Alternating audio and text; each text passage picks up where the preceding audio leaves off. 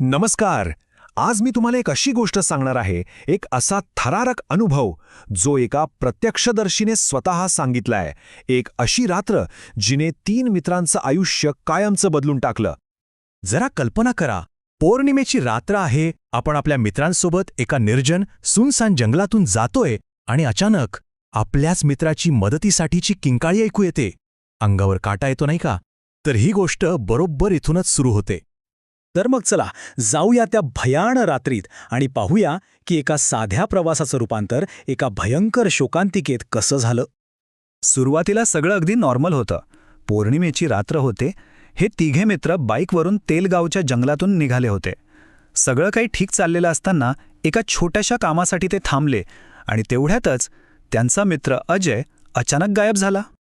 सुरुवातीला बाकीच्या मित्रांना वाटलं की अजय चेष्टा करतोय, मस्करी करतोय. पण जेव्हा जंगलाच्या त्या अंधारातून अजयची जीवघेणी किंकाळी आली, भाऊ वाचव, तेव्हा त्यांच्या काळजाचा ठोकाच चुकला. त्यांना कळून चुकलं होतं की अजय खरंच एका मोठ्या संकटात सापडलाय. ते अजयच्या आवाजाच्या दिशेनं धावत सुटले आणि धावता धावता त्यांना जे काही दिसलं त्यामुळे त्यांच्या पायाखालची जमीनच सरकली.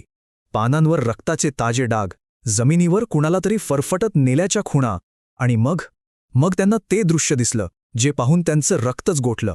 एक काळ्या साडीतली बाई अजयला जंगलात ओढत नेत होती. आता इथेच त्या दोघांमध्ये मोठा वाद सुरू झाला. कथाकाराचं म्हणणं होतं, अरे कोणीतरी सायको किलर असेल, आपल्याला अजयला वाचवायलाच हवं. पण सुरेश तर भीतीने अक्षरशः गारठरला होता. तो ओरडून सांगत होता, ती बाई नाहीये, ती डायन आहे, आपण इथून जीव घेऊन मोडूया. आणि मग ही गोष्ट आपल्याला त्या जागेवर घेऊन जाते जी त्या संपूर्ण भयान रात्रीचं केंद्र होती. एक जुनी पडकी हवेली. त्या ओढत नेलेल्या खुणांचा माग काढत ते दोघे पोहोचले एका जुन्या 2 मजली लाकडी हवेलीपाशी. पूर्णपणे वेलींनी झाकलेली, धुळीने माखलेली, जणू काही कित्येक वर्षांपासून त्या हवेलीकडे कोणी ढुंकूनही पाहिलं नव्हतं. त्यांनी हिंमत करून दरवाजा उघडला आणि उघडल्या उघडल्या वटवाघळांचा एक भला मोठा थवा त्यांच्या अंगावर आला. आत तर सगळीकडे फक्त धूळ आणि कोळ्याची जाळी होती.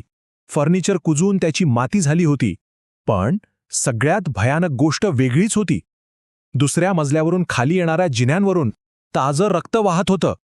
त्या रक्ताच्या ओघळाचा माग घेत कथाकार धाडस करून वरच्या मजल्यावर गेला आणि तिथे जे दृश्य त्याच्या डोळ्यासमोर आलं ते पाहून त्याचे अवसानच गळाले. त्यांचा मित्र अजय, त्याचं मुंडकं नसलेलं शरीर छताला लटकत होतं. त्याचे पाय एका काळ्या दोरीने छताला बांधले होते, पण धडावर डोकंच नव्हतं. हे पाहताच सुरेश जोरजोरात किंचाळू लागला.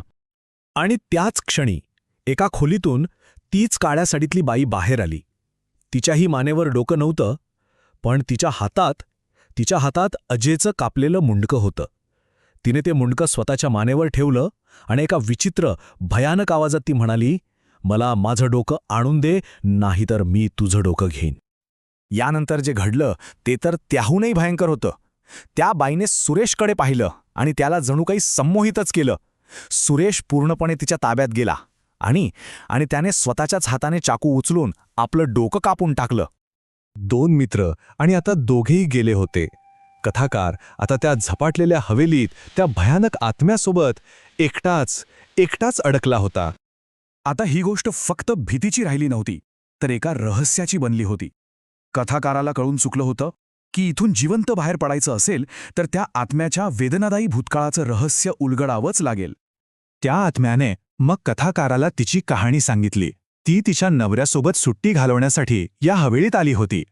त्याचवेळी 3 दारुडे मुलं पाणी मागण्याच्या बहाण्याने आत घुसले.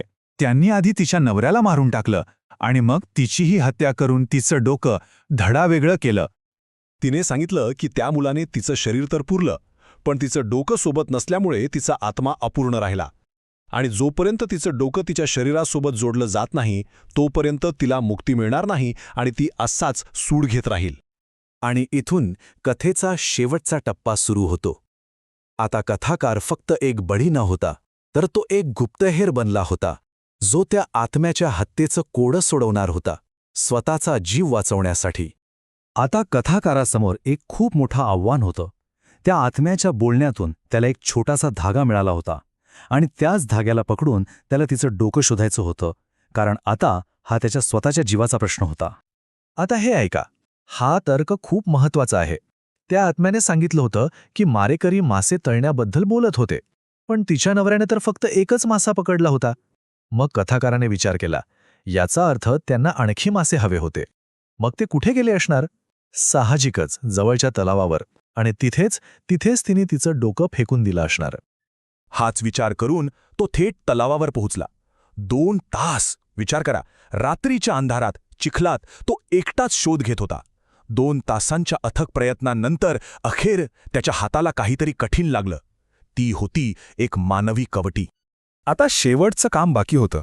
त्या आत्म्याने सांगितल्याप्रमाणे त्याने तिची कबर शोधून काढली, ती उकरली, त्या सांगाड्यासोबत ती कवटी ठेवली आणि त्या संपूर्ण अवशेषांना अग्नी दिला. जसा अग्नी दिला तसा त्या स्त्रीचा आत्मा शांत झाला आणि आकाशात विलीन झाला. तिला अखेर मुक्ती मिळाली होती. हवेलीतली ती भयान शांतता भंग पावली आणि कथाकाराने मागे वळून न बघता तिथून जीव घेऊन पळ काढला. ही गोष्ट इथेच संपते. पण एक प्रश्न मात्र मागे राहतो. विचार करा, जर त्या रात्री, त्या जंगलात, त्या हवेलीत आपण त्याच्या जागी असतो तर आपण काय केलं असतं?